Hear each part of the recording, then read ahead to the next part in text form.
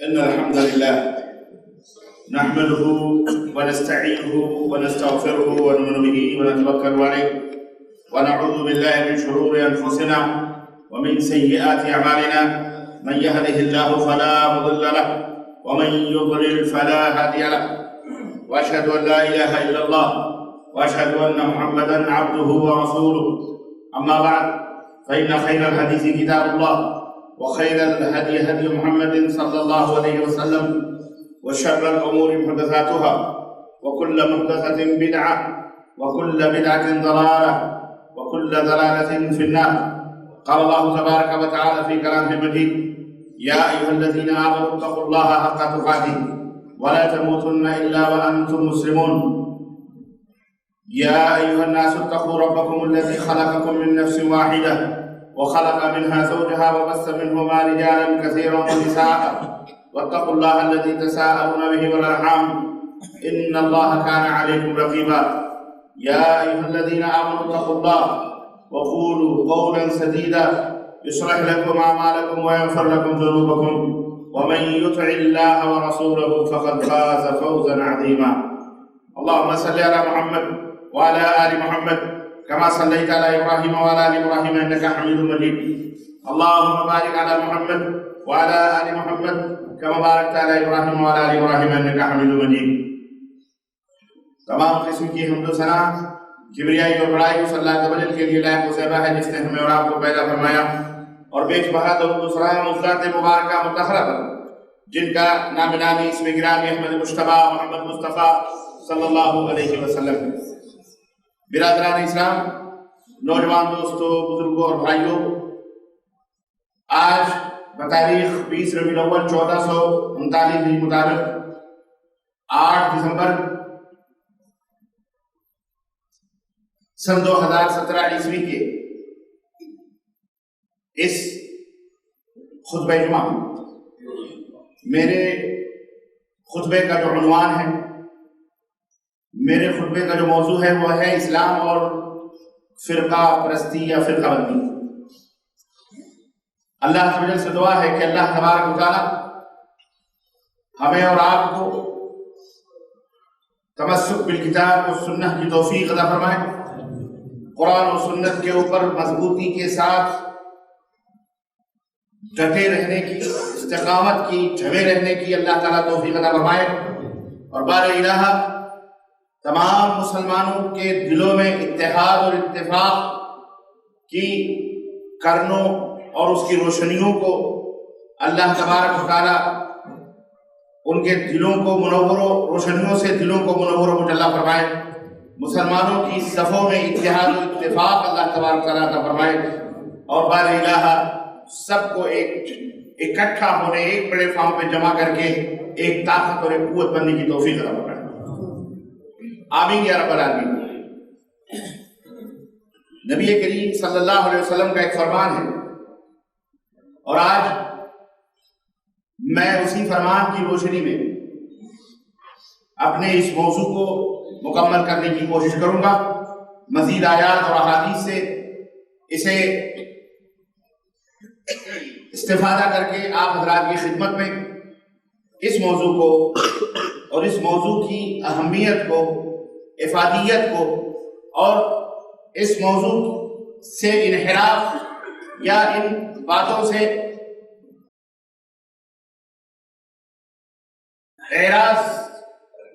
انحراف کرنے، منہ موڑنے کے جو خطرناک نقصانات اور نتائج ان سے آگاہ کرنے کی کوشش کروں گا. اللہ تعالی سے دعا ہے کہ اللہ تبارک و تعالیٰ ہمیں اچھی طرح سے اس موضوع کی شرح اور اس کی وضاحت کرنے کی توفیق عطا فرمائے، اور ہمارے دلوں میں اللہ کی، اس کے رسول کی، مسلمانوں کی باہمی طور پر ایک دوسرے سے محبت کرنے کی توفیق عطا فرمائے. آمین یا رب العالمین. امام بخاری رحمۃ اللہ علیہ کی ایک کتاب ہے الادب المفرد. علامہ ناصر الدین ربانی رحمہ اللہ محدث عصر، انہوں نے اس کی تحقیق کی ہے، صحیح الادب المفرد. اس کے اندر 343 نمبر کی یہ حدیث جس میں نبی کریم صلی اللہ علیہ وسلم نے فرمایا کہ ان تعبدوا اللہ ولا تشركوا به شيئا وان تعتصموا بحبل الله جميعا ولا تفرقوا وان تناصحوا من والله الله امركم. اے لوگو، تم اللہ تبارک و تعالیٰ کی عبادت اور بندگی کرو، اس کے ساتھ کسی کو شریک مت کرو. نمبر 1. نمبر 2، اللہ کی رسی کو مضبوطی کے ساتھ پکڑ لو، ولا تفرقوا، اور ٹکڑے ٹکڑے مت ہو جاؤ، فرقہ بندی نہ کرو. نمبر 3، اور وہ جنہیں اللہ عز و جل نے تمہارے امور کا والی بنایا ہے، حاکم بنایا ہے، ذمہ دار بنایا ہے، ان کے ساتھ خیر خواہی کرو، ان کی نصیحت چاہو. یہ 3 باتیں اللہ کے رسول صلی اللہ علیہ وسلم نے اپنی امت کو نصیحت کی. اس حدیث میں ہمیں رسول اللہ صلی اللہ علیہ وسلم نے 3 باتوں کا حکم دیا. نمبر 1، عقیدے کی وحدت. تمہارا عقیدہ ایک ہونا چاہیے. ان تعبدوا اللہ ولا تشركوا به شيئا، یہ عقیدہ ہے، یہ عقیدہ توحید. سارے وہ لوگ جو اپنی نسبت اسلام کی طرف کرتے ہیں ان کا عقیدہ ایک ہونا چاہیے. ان تعبدوا اللہ ولا تشركوا به شيئا، ایک اللہ کی عبادت کرو اور اس کے ساتھ کسی کو شریک نہ ٹھہراؤ. عقیدے کی وحدت. نمبر 2، مرجع اور مصدر اس عقیدے کو یا عمل کو جہاں سے حاصل کیا جائے، جس چشمے سے سیراب ہوا جائے، جہاں سے یہ احکام نکلے، ان کے اندر بھی وحدت ہونی چاہیے، یگانگت ہونی چاہیے، ان کے اندر بھی اتحاد ہونا چاہیے.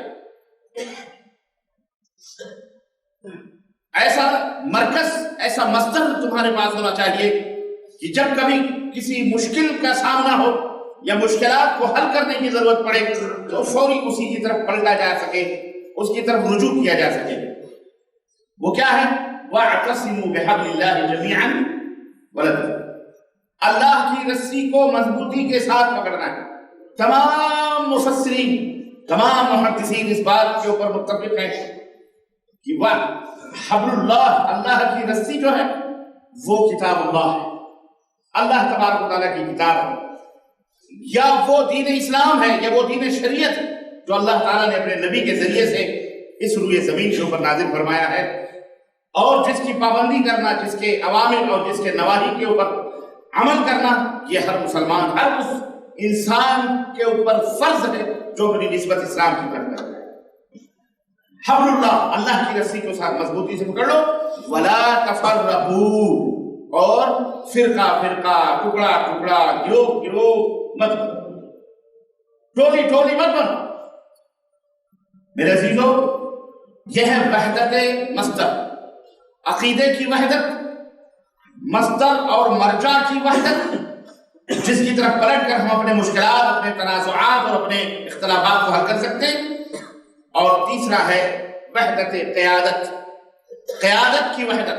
تمہارا قائد ایک ہونا چاہیے، تمہارا رہبر اور رہنما ایک ہونا چاہیے.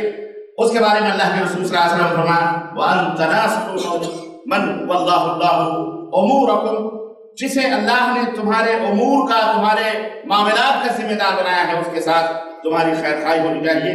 تم سب مل کر کے اس کے خیر خواہ بنو، تم سب مل کر کے اس کے دست و بازو بنو، تم سب مل کر کے اس کی طاقت بنو، اس کی قوت بنو، اس کے ساتھ بھلائی، خیر خواہی، اچھائی چاہو، اس کے ساتھ برائی مت چاہو. یہ وحدت قیادت ہے. اور ایک جگہ اللہ کے رسول صلی اللہ علیہ وسلم فرمایا الدین النصیحہ، الدین النصیحہ، دین النصیحہ. قالوا لمن یا رسول اللہ، اللہ کے نبی صلی اللہ علیہ وسلم فرمایا کہ دین خیر خواہی کا نام ہے، دین خیر خواہی کا نام ہے، دین خیر خواہی کا نام ہے. صحابہ نے کہا اللہ کے نبی کس کے ساتھ خیر خواہی کی ہے؟ تو آپ صلی اللہ علیہ وسلم نے فرمایا کہ للہ ولکتابہ ولرسولہ ولأئمة المسلمین وعامتہم. صحیح مسلم کی روایت، اللہ کے نبی صلی اللہ علیہ وسلم فرمایا اپنے اللہ کے ساتھ خیر خواہ ہو. تمہاری خیر خواہی کس کے ساتھ ہونی چاہیے؟ اللہ عز و جل کے ساتھ خیر خواہی کرو. وَلِرَسُولِهِ، اللہ کے رسول کے ساتھ خیر خواہی کرو. وَلِكِتَابِهِ، اللہ کی کتاب قرآن کریم کے ساتھ خیر خواہی کرو. وَلِرَسُولِهِ، رسول کے ساتھ خیر خواہی کرو. وَلِأَئِمَّةِ الْمُسْلِمِينَ، اور مسلمانوں کے حکمرانوں کے ساتھ خیر خواہی کرو. وَعَامَّتِهِمْ، اور عام مسلمانوں کے ساتھ خیر خواہی کرو. یہ خیر خواہی کیا مطلب؟ آپ سب جانتے ہیں خیر خواہ ہونا کسی کا اچھا چاہنا، یعنی تم ہمیشہ تمہارے دماغ میں، تمہارے ذہن میں اللہ کی خیر خواہی رہے، مطلب یعنی اللہ کے ساتھ تمہارا جو تعلق ہو وہ اچھا ہو، اس کے بارے میں اچھا گمان رکھو، اس کے ساتھ اچھا کردار نبھاؤ، اس کا ادب کرو، اس کا احترام کرو، اس کے حقوق کو ادا کرو. یہی ہے خیر خواہی. ہم اپنی آل اولاد کے ساتھ خیر خواہی کرتے ہیں، اپنے دوست احباب کے ساتھ خیر خواہی کرتے ہیں. مطلب کیا ہے؟ مطلب یہ ہے کہ اپنے اولاد کے حقوق کو ادا کرتے ہیں، اپنے بیوی بچوں کے حقوق کو ادا کرتے ہیں، اپنے محلے، اپنے قریے، اپنے بستی کے حقوق کو ادا کرتے ہیں. یہی ہے خیر خواہی. تو جو اللہ کا حق ہے اسے اللہ کو دو، جو اللہ کی کتاب قرآن کا حق ہے اسے قرآن کو دو، جو اللہ کے رسول کا حق ہے وہ اسے رسول، اس کے رسول کو دو. جو عام حکمرانوں کا حق ہے تم عام حکمرانوں کے ساتھ خیر خواہی کرو، ان کے حقوق کو دو. اور جو عام مسلمانوں کا حق ہے انہیں دو. یہ 5 باتیں 5 لوگوں کے ساتھ خیر خواہی کرنے کا اللہ کے رسول صلی اللہ علیہ وسلم نے حکم دیا، جس کے اندر پورا سماج، پورا معاشرہ، پورے لوگ آ جاتے ہیں. بادشاہ ہے، رعایا ہے، جس کتاب کے اوپر وہ بادشاہ حکم کرتا ہے قرآن ہے، جس کتاب سے وہ فیصلے کرتا ہے، اور وہ کتاب کے اندر جس کی اطاعت اور فرمانبرداری کرنے کا حکم دیا ہے وہ اللہ اور اس کے رسول صلی اللہ علیہ وسلم. اس طرح سے ٹوٹل پورا ملک، پورا علاقہ، پوری دنیا اسی دائرے کے اندر گھوم رہی ہے. اسی دائرے کے اندر اللہ تبارک و تعالیٰ نے سب کو رکھا.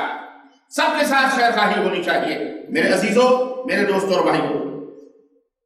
اور اسی تعلق سے اللہ تبارک و تعالیٰ نے ارشاد فرمایا اطیعوا اللہ واطیعوا الرسول واولی الامر منکم، کہ اے لوگو اللہ کی اطاعت کرو، اللہ کے رسول کی اطاعت کرو، اور تم میں جو اولاۃ امور ہیں، تمہارے حکمران ہیں، تمہارے امور کے ذمہ دار ہیں، تمہارے بھلے برے کے وہ ذمہ دار ہیں، ان سے سوال کیا جائے گا، ان کی اطاعت اور ان کی فرمانبرداری کرو. لیکن اگر تمہیں کبھی اپنے ان حکمرانوں میں اختلاف ہو جائے، یا جس کو تم نے اپنا بڑا بنایا ہے اس کے ذریعے اس میں کبھی تمہیں اللہ اور اس کے رسول کی مخالفت نظر آئے، کوئی چیز تمہیں دکھے، فَإِن تَنَازَعْتُمْ فِي شَيْءٍ فَرُدُّوهُ إِلَى اللَّهِ وَالرَّسُولِ. مرجع، مصدر، وحدت ایک ہونی چاہیے. جس کی طرف تمہیں پلٹنا ہے، جہاں مشکلات حل کرنے ہیں، جہاں تنازعات، جہاں جھگڑے مٹانے ہیں، اس کے لیے اللہ تعالیٰ نے راستہ رکھا ہے. فَإِن تَنَازَعْتُمْ فِي شَيْءٍ فَرُدُّوهُ إِلَى اللَّهِ والرسول. اگر تم کسی معاملات میں جھگڑو، تمہیں کبھی اختلاف ہو جائے، تو تمہارے پاس ضروری ہے کہ تم ان اختلافات کو کس کی طرف پلٹاؤ؟ اللہ کی طرف اور اللہ کے رسول حضرت محمد رسول اللہ صلی اللہ علیہ وسلم. یہ مرجع ہے، یہ مقصد، یہ اصول ہیں، یہ ضابطے ہیں جن کی محافظت کرنا بہت ضروری ہے. میرے عزیزوں، اگر آپ ایک ملک چلاتے ہیں، اگر آپ ایک گھر چلاتے ہیں، اس گھر کے اندر اگر آپ عدل سے کام نہیں لے سکتے، انصاف سے کام نہیں لے سکتے، کبھی بھی اس گھر کے اندر امن، کبھی بھی اس گھر کے اندر سکون، کبھی بھی اس گھر کے اندر جو ہے محبت پیدا نہیں ہو سکتی. آپ بیٹی کا اپنا حق ہے اسے دو، باپ کا اپنا حق ہے اسے دو، ماں کا جو حق ہے دو، بھائی کا جو حق ہے دو، بہن کا جو حق ہے وہ دو، بیوی کا جو حق ہے وہ دو. سارے حقوق جب آپ ادا کرو گے، سب کے ساتھ عدل کرو گے، انصاف کرو گے، انشاءاللہ آپ کا گھر چمنا چمن بنا رہے گا. آپ کے گھر کے اندر خوشیوں مسرتوں کا ڈیرا ہوگا، آپ کے گھر کے اندر خوشبوئیں پھوٹے گی محبتوں کی، الفتوں کی، اور آپ کا گھر ایک مثالی اور ایک آئیڈیل گھر مانا جائے گا، جہاں سب کا تحفظ ہوگا، جہاں سب کی محافظت ہوگی. لیکن اگر یہاں پر ذرا برابر بھی آپ نے ادھر سے ادھر کہیں پیمانے ادھر سے ادھر کیے، آج جھگڑے لڑائیاں، اس کی وجوہات سب سے بڑی یہی ہوتی کہ ایک شخص عدل نہیں کر پاتا ہے، انصاف نہیں کر پاتا، اپنی طاقت کی بنیاد پر یا اپنے پیسے کے غرور اور گھمنڈ کے اندر یا کسی بھی وجہ سے بہرحال، اور اس طرح سے خاندان کے خاندان منتشر اور ٹوٹتے اور بکھرتے ہوتے ہیں. میں نے ایک مثال دی ہے، اسلام ایک گھر کی طرح ہے، دین اسلام ایک گھر کی طرح ہے. اس گھر کی حفاظت کرنا، جب تک آپ اس کی حفاظت نہیں کرو گے، اللہ کی قسم وہ وہ اسلام آپ سے دور ہوتا جائے گا۔ دنیا کے اندر بھی دیکھیں، کوئی بھی چیز اگر آپ اس کی محافظت نہ کریں، اگر آپ اس کی حفاظت نہ کریں تو نتیجہ کیا ہوگا؟ نتیجہ بربادی ہے، ہلاکت ہے۔ ایک گاڑی آپ نے لی ہوئی ہے، گاڑی آپ نے صحرا میں چھوڑی ہوئی ہے یا روڈوں کے اوپر ایسی چھوڑی ہوئی ہے، نہ اس کی حفاظت کرتے، نہ اس کی دیکھ ریکھ کرتے، نہ اس کا آئل پانی چینج کرتے، نہ اس کے انجن میں کبھی کبھی کچھ بھی نہیں، پڑ کے سڑ رہی ہے، ایک دن سڑ جائے گی، سڑ کر کے ختم ہو جائے گی، پھر نہ وہ اسٹارٹ ہوگی نہ چلے گی، کسی لائق میں نہیں رہے گی، اور کروڑوں کے بھاؤ بھی اسے کوئی خریدنے کے لیے تیار نہیں ہوگا۔ کوئی بھی چیز ہے اگر اس کی حفاظت آپ نہ کریں تو وہ چیز برباد ہو جاتی ہے، دور ہو جاتی ہے۔ اسی طرح سے اسلام جو اللہ رب العزت کی ایک بہت بڑی نعمت ہے، دین اسلام جو اللہ تعالیٰ نے ہمارے لیے گارنٹی اور ضمانت دی ہے کہ اگر تم اس کے اوپر عمل کرو گے، اگر تم اس کے اوپر اگر پابند رہو گے، اگر تم اس کو اپنی زندگی کے اندر نافذ کرو گے تو دنیا کے اندر بھی کامیاب رہو گے اور آخرت کے اندر بھی کامیاب رہو گے۔ اگر ہم نے اس کی حفاظت کی، اگر اللہ کے حکم کی اور اس دین کی محافظت کی، تب ہمیں عزت اور رفعت اور خیر اور بھلائی نصیب ہوگی۔ اگر ہم نے اس کی محافظت نہ کی، اگر ہم نے اس کے اندر کہیں اپنی منمانی چلائی، اگر اپنے منمانی اپنے طریقے سے اس کو جو ہے استعمال کرنے کی کوشش کی تو یقین مانیے وہ چیز خراب ہو جائے گی، برباد ہو جائے گی، آپ بھی نقصان اٹھائیں گے اور بہرحال جس کو اور جو آپ کے ساتھ ہے وہ بھی نقصان اٹھائیں گے۔ اسی لیے اللہ کے رسول صلی اللہ علیہ وسلم نے اور اللہ تبارک تعالیٰ نے بے شمار مقامات پر آپ کو، پوری دنیا کے انسانیت کو گائیڈ کیا ہے، رہنمائی کی ہے کہ دیکھو اس طرح سے اپنی زندگی گزارنا، اس طرح سے چلنا، یہ راستہ ہے ہمارا، اسی راستے کے اوپر عمل کرنا۔ کتنی آیتیں ہیں، کتنی جگہیں ہیں کہ اللہ تبارک تعالیٰ نے اپنے بندوں کو قرآن کریم کے اندر آگاہ فرمایا ہے۔ ایک جگہ اللہ رب العزت فرمایا کہ انما كان قول المؤمنين اذا دعوا الى الله ورسوله ليحكم بينهم ان يقولوا سمعنا واطعنا واولئك هم المفلحون۔ مومنین کون ہیں؟ سچے اور پکے مومن وہ ہیں کہ جب انہیں اللہ اور اس کے رسول کی طرف فیصلے کے لیے بلایا جائے، کسی بھی مسئلے میں انہیں بلایا جائے کہ آؤ اللہ اس کے رسول کی طرف فیصلے کر لیتے ہیں، ليحكم بينهم، تاکہ فیصلے ہو جائیں، تو وہ کیا کہتے ہیں؟ وہ کیا کہتے ہیں؟ آمنا۔ وہ کیا کہتے ہیں؟ سمعنا واطعنا، ہاں ضرور ہم نے سنا اور ہم نے اطاعت کی۔ اللہ فرماتا ہے وَأُولَٰئِكَ هُمُ الْمُفْلِحُونَ، یہی وہ لوگ ہیں جو کامیاب ہونے والے ہیں، یہی وہ لوگ ہیں فلاح پانے والے ہیں۔ صحیح پکے مومن کی علامت یہی ہے کہ جہاں کہیں بھی انتشار ہو، جہاں کہیں بھی اختلاف ہو، جہاں کہیں بھی معاملات بگڑنے والے ہوں، جہاں کہیں بھی دو جماعتیں مسلمانوں کی گروہ، جہاں کہیں بھی مسلمان آپس میں ٹکرائے یا کوئی بھی، ان کو اللہ اس کے رسول کی طرف، اس وحدت مرکز، اس وحدت مصدر، اس وحدت سرچشمہ کی طرف، منبع کی طرف، اس چشمے کی طرف پھیر دیا جائے جو چشمہ اللہ نے جاری فرمایا ہے، اور جو جھگڑے اور مشکلات کو حل کرنے والا کی فیکٹری ہے، ایک طرح سے وہ مشکلات اور حل اور تمام خیر اور بھلائی کی فیکٹری ہے، اس فیکٹری کی طرف ان کو واپس کیا جائے اور کہا جائے اس پارلیمنٹ سے جو فیصلہ ہوگا، اس فیکٹری سے جو فیصلہ ہوگا، یہ سپریم کورٹ ہے، یہ عدالت ہے، اللہ اور اس کے رسول کی عدالت ہے، یہاں سے جو فیصلہ ہوگا اس کے بعد کوئی فیصلہ نہیں ہے، یہاں سے جو فیصلہ ہوگا وہ قابل قبول ہوگا، آؤ چلو سپریم کورٹ کا جو فیصلہ ہے اسے مان لیتے ہیں۔ تب جا کر کے وحدت پیدا ہوتی ہے، تب جا کے اتحاد پیدا ہوتا ہے، تب جا کر کے آپسی طور پر کوئی بھی کمپنی، کوئی بھی فیکٹری، کوئی بھی ملک، کوئی بھی مؤسسہ، کوئی بھی جماعت، کوئی بھی تحریک کامیاب ہوتی ہے۔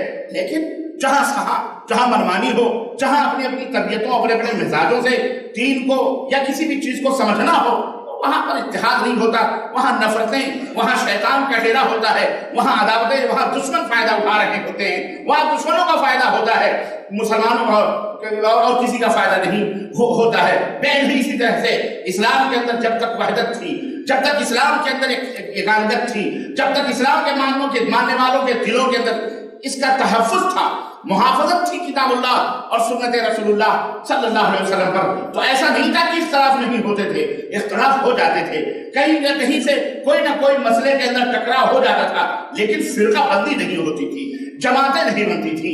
آپ کائنات میں بتائیے، صحابہ کرام رضوان اللہ تعالی علیہم اجمعین کی اتنی بڑی جماعت موجود تھی، 1,24,000 بلکہ 1.25 لاکھ اور اس سے بھی زیادہ جو ہے تعداد صحابہ کرام کی موجود تھی. آپ کیا سمجھتے ہیں اختلافات نہیں ہوتے تھے ان کے درمیان؟ اختلاف ہوتے تھے، لیکن ان کا دل جو تھا وہ وحدت مصدر کے اوپر اٹکا ہوا رہتا تھا. ایک تو یہ کہ وحدت عقیدہ ان کے اندر موجود تھا، وحدت دین موجود تھی ان کے اندر، عقیدے کی وحدانیت تھی. ایک عقیدہ تھا ان کا لا الہ الا اللہ محمد رسول اللہ، اسی عقیدے کے اوپر گامزن تھے. اور اس کے بعد دوسرا جو تھا مسئلہ وہ تھا وحدت مصدر. ہر مشکل کے حل کرنے کا ان کے اندر جو جذبہ تھا، ان کی جو فکر تھی، ان کی جو سوچ تھی کہ ہم کبھی بھی کہیں بھی جائیں، پلٹ کر کے جب کہیں کوئی مسئلہ ہمیں کھٹکے گا تو اللہ اس کے رسول صلی اللہ علیہ وسلم ہمارے درمیان فیصلہ کریں گے اور وہاں پلٹ کے آنا ہے. اس کی وجہ سے بہت سارے اختلافات پیدا ہوئے بھی. آپ ہمیں بتائیں کتنے اختلافات پیدا ہوئے؟ ایک نہیں سینکڑوں اختلافات ہوئے، لیکن کوئی فرقہ عالم وجود میں نہ آیا. کوئی فرقہ بندی نہ کی انہوں نے، کوئی جماعت سازی نہ کی انہوں نے، کوئی گروہ بندی نہ کی انہوں نے. کیوں؟ انہیں ان کے سامنے وَاعْتَصِمُوا بِحَبْلِ اللَّهِ جَمِيعًا وَلَا تَفَرَّقُوا کہ اللہ کی رسی کو مضبوطی کے ساتھ پکڑ لو، ٹکڑے ٹکڑے مت ہو. یہ اصول تھا، اس کا تحفظ تھا، اس کے اوپر محافظت تھی، یہ مرکز تھا، اس کے اوپر آگے وہ ٹکتے تھے. تفرقے نہ کرو، اختلاف ہو جائیں گے ٹھیک ہے، لیکن انہیں کہاں کر حل کیا جائے گا؟ انہیں اللہ اس کے فَإِن تَنَازَعْتُمْ فِي شَيْءٍ فَرُدُّوهُ إِلَى اللَّهِ وَالرَّسُولِ. وہ سپریم کورٹ، وہ اعلیٰ عدالت اللہ کی اور اس کے رسول کی موجود ہے، وہاں وہ فیصلے ہوں گے اور فیصلے ہو جاتے تھے. میرے عزیزوں، خود نبی کریم صلی اللہ علیہ وسلم کی وفات ہوئی، ابھی جو پچھلے ہفتے 12 ربیع الاول گزرا ہے، اسی کو وفات ہوتی ہے. آپ صلی اللہ علیہ وسلم کے مرنے کے بعد آپ کی لاش مبارک چارپائی کے اوپر رکھی ہوئی، صحابہ کرام کے درمیان اختلاف پیدا ہو گیا. اور سب سے پہلا اختلاف میں نے پچھلے ہفتے بھی بتایا تھا، یہ تھا کہ اللہ کے نبی مر گئے ہیں کہ نہیں مرے ہیں. سیدنا ابوبکر صدیق افور محبت میں، جذبات الفت محبت میں اتنے آگے بڑھ گئے کہ انہوں نے تلوار نکالی اور کہا کہ اگر کوئی یہ کہے گا کہ محمد مر گئے ہیں صلی اللہ علیہ وسلم تو میں اس کی گردن اتار دوں گا. یہ پہلا اختلاف تھا، موت و حیات کا پہلا اختلاف تھا. جی ہاں، نبی کی لاش مبارک چارپائی کے اوپر آپ کے حجرے مبارک میں رکھی ہوئی ہے، حجرہ عائشہ کے اندر، اور یہ اس طرح کا اختلاف پیدا ہو رہا تھا.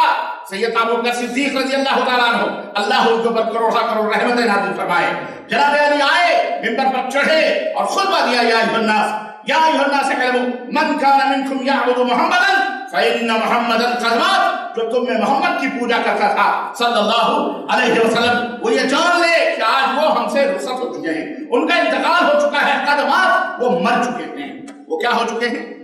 بولو، مر چکے ہیں. ومن کان منکم یعبد اللہ، اور تم میں جو اللہ کی عبادت کرتا تھا فهو حی لا یموت، تو اللہ زندہ ہے اور وہ اسے کبھی موت آ سکتی. پہلا اختلاف تھا جس کا حل سیدنا ابوبکر صدیق رضی اللہ تعالیٰ عنہ نے قرآن کریم سے پیش کیا اور آیت کریمہ پیش کی. اللہ رب العزت کی آیت نازل کردہ آیت کریمہ پڑھی، وما محمد الا رسول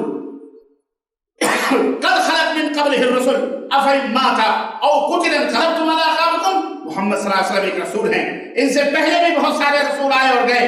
اگر یہ مر جائیں یا شہید کر دیے جائیں تو اے لوگوں، کیا تم پھر ایڑیوں کے اوپر پڑ جاؤ گے؟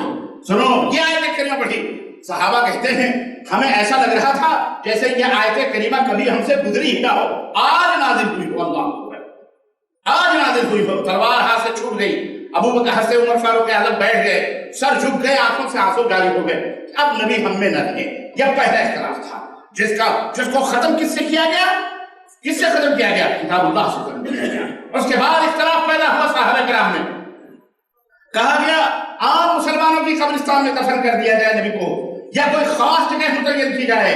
کچھ لوگوں نے کہا نبیوں کا شہر شام ہے، ملک شام میں لے چل کے فلسطین کے اندر دفن کیا جائے، جہاں پر بابا حضرت آدم ہیں، جہاں پر حضرت ابراہیم ہیں، حضرت جو نبیوں کی سرزمین ہے، وہاں پر دفن کیا جائے. کسی نے کچھ مختلف انداز. ایک صحابی رسول کھڑے ہوئے، انہوں نے کہا کہ اللہ کے رسول صلی اللہ علیہ وسلم سے میرے کانوں نے یہ بات سنی ہے کہ آپ صلی اللہ علیہ وسلم نے فرمایا کہ نبی جہاں مرتا ہے اسی مقام پر اسے دفن کیا جاتا ہے. اللہ اکبر. اختلافات ختم ہو گئے. سبوں نے اپنی رائے واپس لے لی، سبوں نے اپنی رائے واپس، اپنے خیالات، اپنے نظریات واپس لے لیے. کہنے کہ ختم، اللہ کے نبی کی بات آ گئی، اب کس کو مجال ہے کہ وہ اوپر اپنی رائے اور اپنے خیالات کو پیش کرے؟ ختم ہو گیا، اللہ کے نبی کو حجرہ عائشہ میں دفن کیا گیا۔ اس طرح کے کسی نے کہا اب خلیفہ کون بنے گا اس کے بعد، نبی کے بعد اب حکومت اور اس کی باغ اور کس قیادت کس پہ آئے گی؟ کسی نے کہا مہاجرین میں سے ہوگا، کسی نے کہا انصار میں سے ہوگا، اور سقیفہ بنو ساعدہ جو مسجد نبی صلی اللہ علیہ وسلم کے قریب ہی وہ باغ آج بھی موجود ہیں، اس کارنر کے اوپر آپ جا کر کے دیکھیے، وہاں پر صحابہ کرام کا اجتماع ہوا، کوئی کہہ رہا تھا اس میں، کوئی کہہ رہا تھا اس میں، دوسرے لوگ نبی صلی اللہ علیہ وسلم کے تشہیر و تکفیر میں مصروف تھے، اور یہاں یہ جھگڑا یہاں تھا، تلواریں نکلنے والی تھی۔ مہاجرین کہتے تھے ہم میں خلیفہ بنے گا، انصار کہتے تھے ہم میں خلیفہ بنے گا، قریب تھا کہ تلوار نکل جائے۔ ایک صحابی کھڑے ہوئے، انہوں نے کہا میرے کانوں نے نبی کریم صلی اللہ علیہ وسلم کی حدیث سنی، آپ صلی اللہ علیہ وسلم نے فرمایا الائمۃ من القریش، امام جو بنے گا وہ قریشی ہوگا، وہ قریشی ہوگا۔ اللہ اکبر۔ مہاجرین انصار کی تلواریں اپنے نیابوں میں چلی گئیں، گردنیں جھک گئیں، سیدنا عمر فاروق اعظم اچھلے اور اچھل کر کود کر ابو بکر کا ہاتھ پکڑا اور کہا نحن نبایعک علی یدک یا ابو بکر صدیق، ابو بکر صدیق ہم تمہارے ہاتھوں میں بیعت کرتے ہیں۔ اور اس کے بعد لوگ پھر بڑے حضرت سیدنا ابو بکر صدیق کے ہاتھوں میں انہوں نے بیعت کی۔ اختلافات یہاں تک پہنچے تھے، لیکن ان کا حل کیا تھا؟ بولو نبی کائنات صلی اللہ علیہ وسلم کی حدیث، یہ جذبے جب تک تھے، یہ محافظت جب تک دلوں میں تھی، جب یہ نورانیت دلوں کے اندر تھی، تب کہیں فرقہ، کوئی فرقہ عمری دکھائے، کوئی فرقہ صدیقی دکھائے، کوئی فرقہ عثمانی دکھائے، کوئی فرقہ علی دکھائے، کوئی فرقہ طلحہ زبیر دکھائے، کوئی فرقہ صاحب، کہیں ہے کہیں دنیا کے اندر؟ بولو ہمیں، بولو مسلمانوں، یہ ربیع اول تھے، یہ وہ مسلمان تھے جو آئیڈیل تھے ساری کائنات کے لیے، جن کے بارے میں رب نے قرآن میں آیت نازل فرمائی فَإِنَّ آمَنُوا بِمِثْلِ مَا آمَنْتُمْ بِهِ فَقَدِ اهْتَدَوْا، اگر تمہارا ایمان ان کی طرح ہو جائے جو میرے نبی کے صحابہ ہیں، اللہ فرماتا ہے تم ہدایت یافتہ ہو، اللہ کے ہاں جنت تمہیں اللہ رب العزت تمہیں عطا فرمائے گا۔ لیکن آج جب ہمارے دل شیطان ہو گئے، ہمارے دلوں میں شیطانی ڈیرے ہو گئے، ہمارے ذہنوں کو شیاطین نے منتشر کیے، تشدد کا شکار ہو گئے، جب ہم آج یہ ذلت و رسوائیاں، میرے عزیزوں، اس کا وہ ہمارا مقدر بن گئی۔ پہلے بھی اختلاف تھے، معمولی اختلاف بڑے سے بڑے پیدا ہوئے، لیکن وہ دشمن ان کے اندر گھر نہ کر سکا، دشمن ان سے انتقام نہ لے سکا، دشمن نے ان کی وحدت کو پارا دشمن نہیں کر سکا، ان کے اندر پھوٹ نہیں ڈال سکا، ان کے اندر کوئی تفرقہ، کوئی جماعت سازی نہیں ہوئی، وہ متحد رہے تو ساری کائنات ان کے ٹھوکروں میں تھی، کیسر و کسریٰ کے تاج ان کے قدموں میں تھے، جناب علی دشمن روب سے کانپتا رہتا تھا، اللہ کا یہ فضل تھا، اللہ نے انہیں عزت عطا فرمائی تھی، وہ اللہ سے محبت کرتے تھے، وہ رسول اللہ صلی اللہ علیہ وسلم سے محبت کرتے تھے، اس محبت کا نتیجہ یہ زبانی محبتیں نہیں تھی کہ سب کچھ ہڑپ کر کے عاشق رسول بنے پھرتے رہیں، اور جب عمل کرنے کی باری آئے تو دامن چھاڑ کر کے اللہ کے نبی کے مقابلے میں اپنے پیروں، اپنے مذہبوں، اپنے جو ہے علماء کو لا کے کھڑا کر دیا جائے، یہ شافعی ہے، یہ مالکی ہیں، یہ حنبلی ہیں، یہ قادیانی ہیں، یہ فلانی ہیں، یہ قادری ہیں، یہ چشتی ہیں، نقشبندی، یہ فلاں دنیا بھر کے فرقوں کے اندر نام لے کر کے یہ بیچارے ائمہ رحمہ اللہ کو دیکھیے، اللہ تعالیٰ ان کی قبروں کو روشن فرمائے، اللہ ان کے قبروں کو نور سے منور فرمائے۔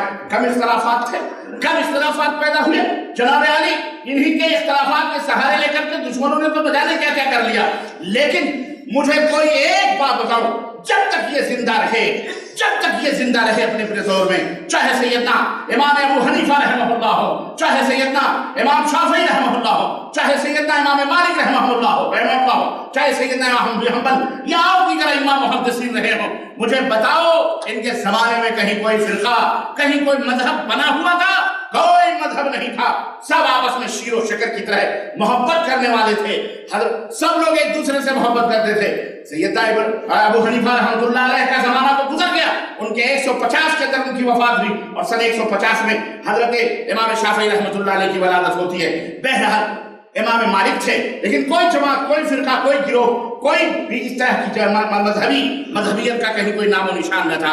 اس کے بعد اس سے پہلے تابعین، تابعین، کہیں کوئی فرقہ، کوئی یہ 4 صدی سے جب فتنہ پیدا ہوا، 4 صدی ہجری سے، یعنی اسلام کے 400 برس کے بعد یہ فرقے، یہ گروہ، یہ جماعتیں، یہ فلانی، یہ علانی، یہ تمام سب پیدا ہوئے. اور عقائد کے بارے میں تو خیر حضرت عثمان غنی رضی اللہ عنہ، عثمان غنی سے وہ فطرے کا دروازہ کھلا جس کے نام عبداللہ ابن سبا یہ یہودی، اس خبیث نے مسلمانوں کے گلے کے اوپر مرکز کے اوپر اس نے جو ہے چھرا مارا اور مسلمان بن کر کے ڈپلیکیٹ مسلمانوں کو گمراہ کیا. اور آج بھی ایسے ڈپلیکیٹ مسلمانوں کو برباد کرنے میں لگے ہوئے ہیں.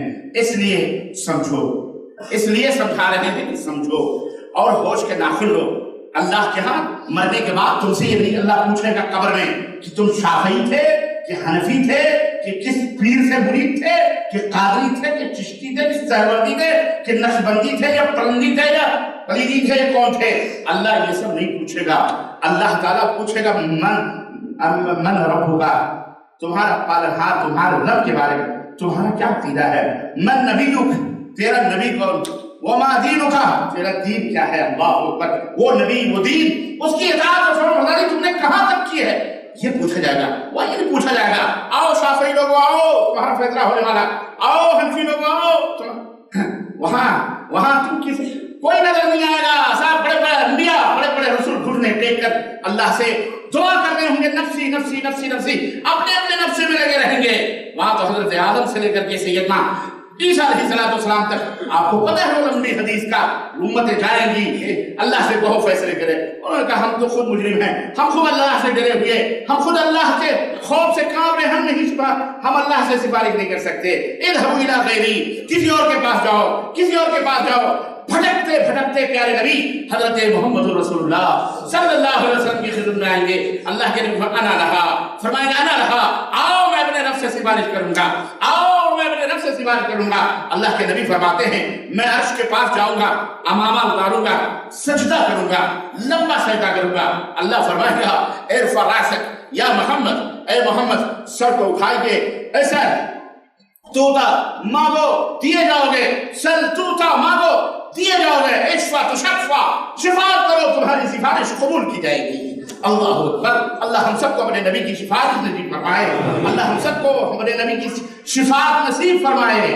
اللہ ہم سب کو اپنے نبی کی، ہمارے والدین رشتہ دوست بھائی بہن، اللہ سب کو ہمارے نبی کی شفاعت نصیب فرمائے.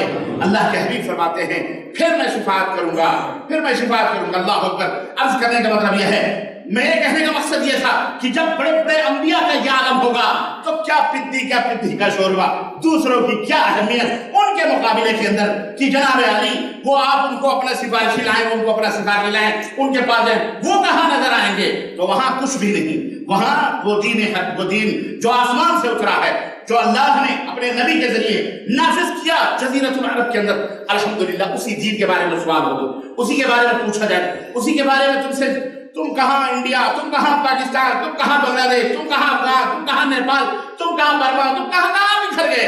اس لیے اے مسلمانوں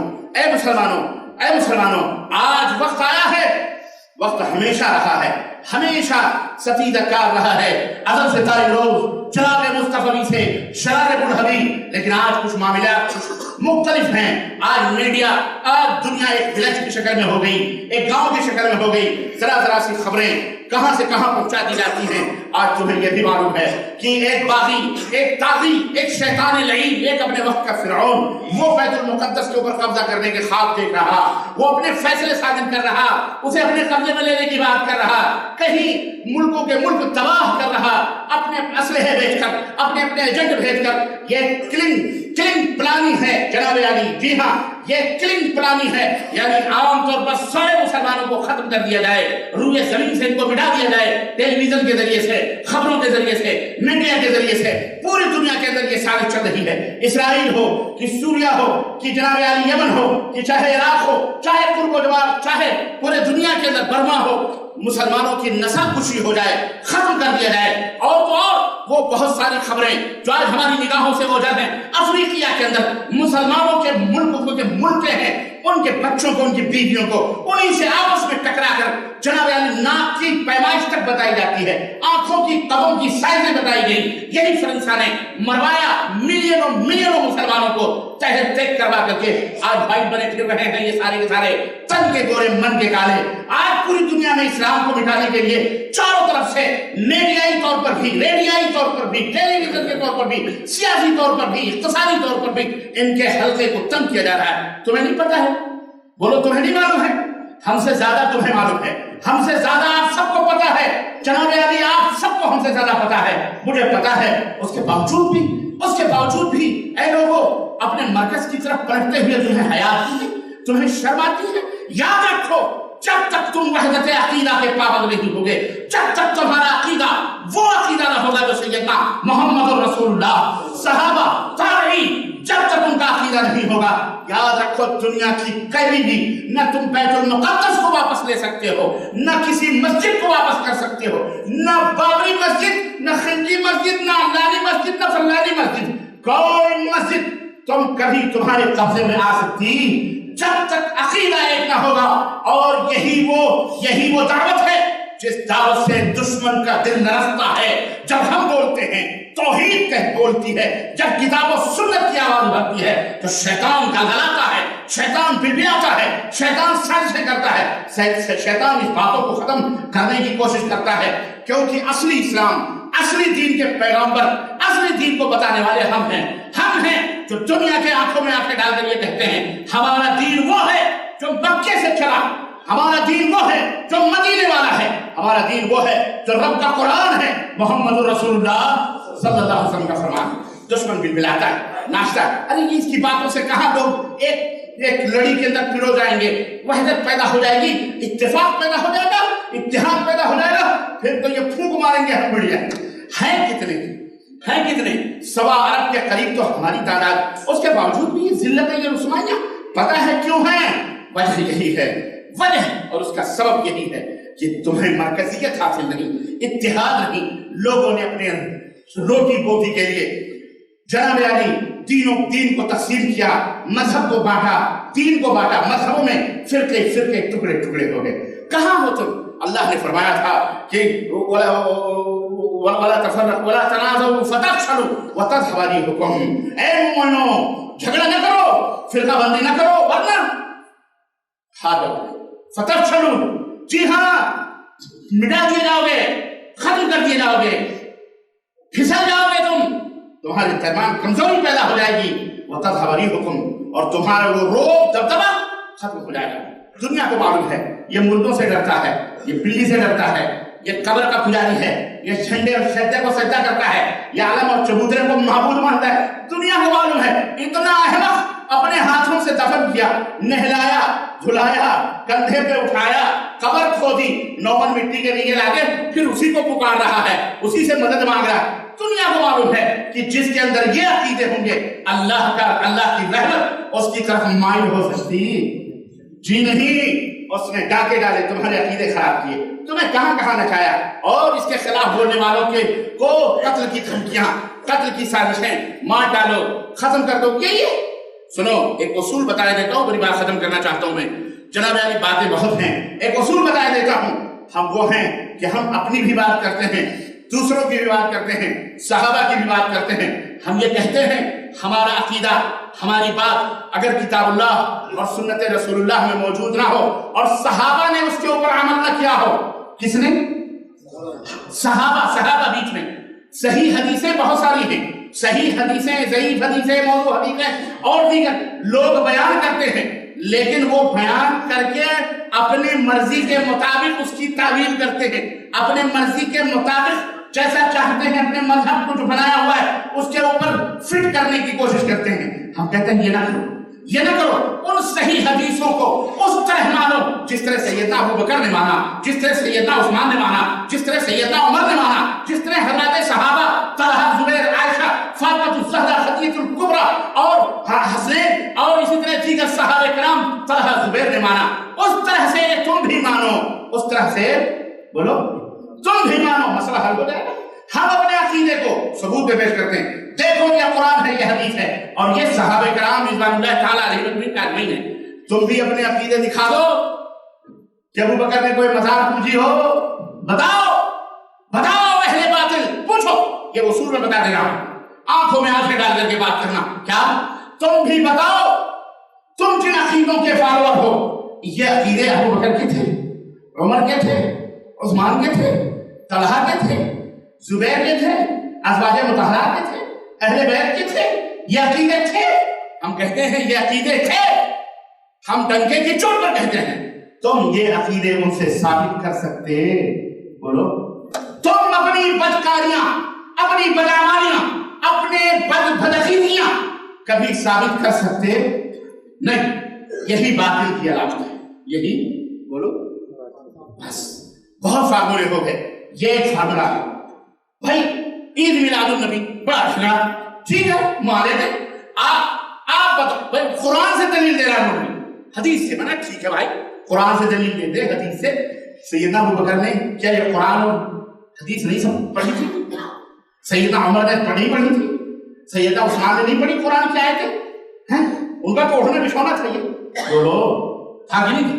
ان سے بتا دے، ثابت کرتے، ہم مان لیتے، ہم مان لیتے. لیکن وہ ثابت کر سکتے؟